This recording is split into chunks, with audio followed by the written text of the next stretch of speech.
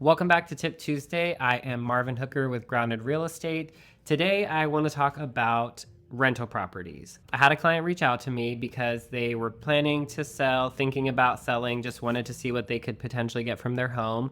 And they bought at the peak of the market and were a little bit lower than that. So they would either be selling at a loss or they could rent out the property. So then we looked into what they could get for renting the property, and it just about maybe breaks them even, puts them a little bit lower with property managers and stuff, what they pay on their mortgage. So this is something that we see sort of often in California, especially with first-time landlords or investors. Sometimes you're not looking for the cash flow game in California because the price of properties means you have to put a much higher down payment in order for those numbers to make sense. For them, it's either taking a loss or maybe just breaking even for a little bit until they can sell the property at the time when they can sell it for a higher price than they bought it for.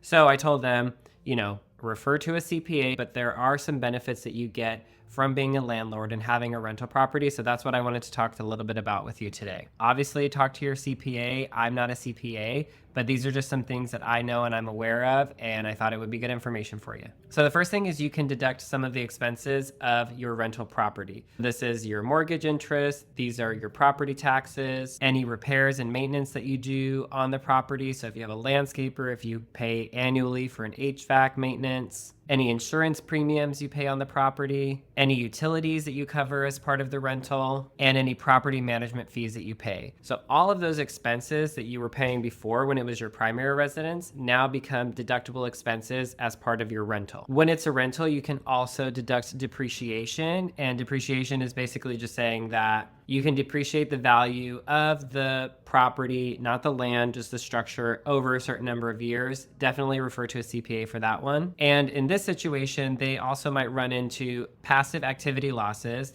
So I mentioned we're still sort of figuring out, but they might be renting at a loss. So then they can deduct that loss from their income as well. So there's a lot of benefits that come with turning this property into a rental property rather than selling it in a down market, because you only lose when you're down. They're going to get all of these deductions at the end of the year that they get to put on their taxes. So although they may not have a monthly cash flow that they're getting every single month, at the end of the year, they may see a refund in their taxes or a deduction in their income that they can use to help reduce their tax liability. Hopefully this is helpful. If this is something that you liked and you think I should bring on a CPA to talk a little bit more about it, drop a message in the comments and we'll see if we can get somebody on.